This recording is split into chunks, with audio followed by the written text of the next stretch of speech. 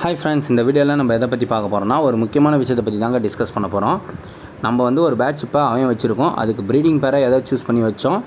இந்த ப்ரீடிங் பண்ணும்போது நமக்கு என்னென்ன ப்ராப்ளம்லாம் ஃபேஸ் பண்ணோம், அதுக்கப்புறம் அதுலேருந்து எப்படி வந்து வெளியே வந்தோம், இதெல்லாம் பண்ணணும் இதெல்லாம் பண்ணக்கூடாது அப்படின்றத பற்றி தான் இந்த வீடியோவில் நம்ம தெளிவாக பார்க்க போகிறோம். இந்த வீடியோ உங்களுக்கு ரொம்ப பயனுள்ளதாக இருக்கும்னு நினைக்கிறேன். பிடிச்சிருந்தால் லைக் பண்ணுங்கள், கமெண்ட் பண்ணுங்கள். மறக்காமல் நம்ம ஆடுகளம் சவுந்தர் சேனலை சப்ஸ்கிரைப் பண்ணி சப்போர்ட்டை தெரிவிங்க ஃப்ரெண்ட்ஸ். வாங்க வீடியோக்குள்ளே போகலாம். ஃபஸ்ட்டு பார்த்திங்கன்னா நம்ம ப்ரீடிங் பேரை எதை சூஸ் பண்ணோன்னா, நம்ம சித்தப்பா வீட்டில் ஒரு கதர் யாக்குத் சேவல் இருந்துச்சுங்க.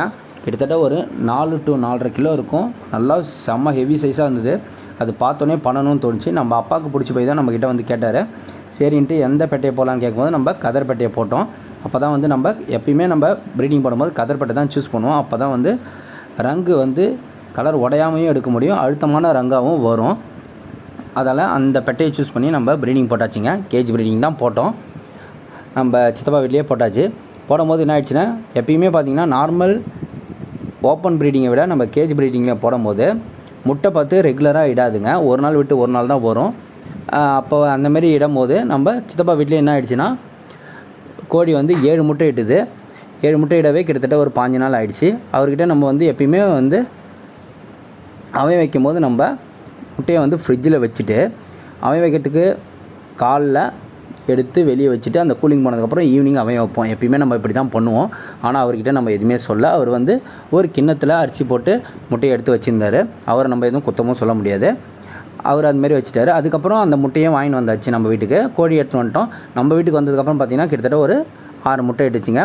மொத்தம் 13 முட்டை நம்ம ஃப்ரிட்ஜில் வச்சு தான் வச்சுருந்தோம். இப்போ என்ன ஆயிடுச்சுன்னா, கோழி வந்து நம்ம அதுக்கப்புறம் தான் அவையத்துலேயே உட்கார்றாரு. கிட்டத்தட்ட வந்து 1 மாதம் ஆகிடுச்சு அந்த கோழியை அவையத்தில் உட்காரத்துக்கு. இப்போ நம்ம அந்த கதர்பேட்டையிலே வந்து முட்டையை வச்சு அவன் வச்சு முடிச்சுட்டு எப்பயுமே நம்ம அவன் வச்சா என்ன பண்ணுவோன்னா, ஒரு வாரம் ஆனதுக்கப்புறம் டார்ச் அடித்து பார்ப்பேங்க முட்டை எதுலாம் கரு கூடி இருக்குது கரு கூடலைன்னு. கரு கூடி இருக்குதுன்னா அதில் வந்து ஒரு ரத்த ரேகை மாரி போகுங்க. அந்தமாரி போயிடுச்சுன்னா அந்த முட்டை மட்டும் தாங்க கரு கூடிக்குன்னு அர்த்தம்.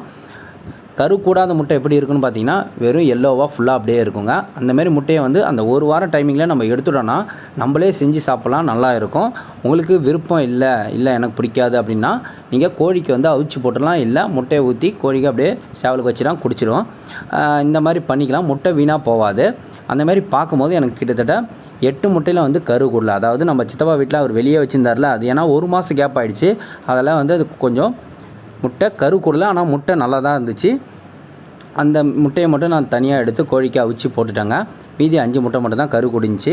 அது மட்டும் இல்லாமல் பார்த்திங்கன்னா, இப்போ நம்ம நண்பர் ஒருத்தர் வந்து என்ன பண்ணியிருந்தார், கதர் யாக்குத் சேவல் ஒன்று கொடுத்தாரு. சரி இப்போ நம்ம அது கூட ப்ரீட் பண்ணலாம் அப்படின்னு பார்க்கும்போது, அதாவது போன வீடியோவில் நான் போட்டிருக்கேன்லங்க அந்த கதர் யாக்குத் சேவல் தான். அதுக்கு பார்த்திங்கன்னா நம்ம வந்து பேட்ச் 1ல் 2 கதர்பட்டையை தான் கூட போட்டிருக்கோம். ஏன்னா நம்ம எப்பயுமே வந்து கதர்பட்டையை தான் சூஸ் பண்ணி போடுவோம். அப்போ தான் கரெக்டாக அந்த உடையாமல் ரங்கு எடுக்க முடியும். போன வீடியோவில் பார்த்தா அந்த 2 கதர்பட்டையும் அந்த கதர் யாக்குத் சேவலை தான் இப்போ அடுத்த பேட்சுக்கு வந்து ப்ரீடிங் போட்டிருக்கேன். அது இப்போ வந்து என்ன பண்ணிட்டேன்னா, நம்ம அந்த கதர்பெட்டையை தான் அவையத்தில் வச்சுருந்தேன். நம்மளோட ஜாவா பெட்டை வந்து அந்த டைமில் கரெக்டாக பார்த்திங்கன்னா அவையத்தில் உட்காந்துச்சு.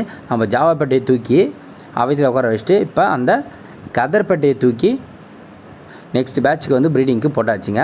அதுதான் இப்போ பார்த்திங்கன்னா வீடியோவில் நம்ம ஜாவா பெட்டை வந்து திறந்து விடுற மாரி இருக்குது. எப்பயுமே நம்ம அவன் வச்சோன்னா ஒரு நாள் விட்டு ஒரு நாள் வந்து திறந்து விடணும். திறந்து விட்டால் அப்படியே போய் மேய்ஞ்சிட்டு வரும்.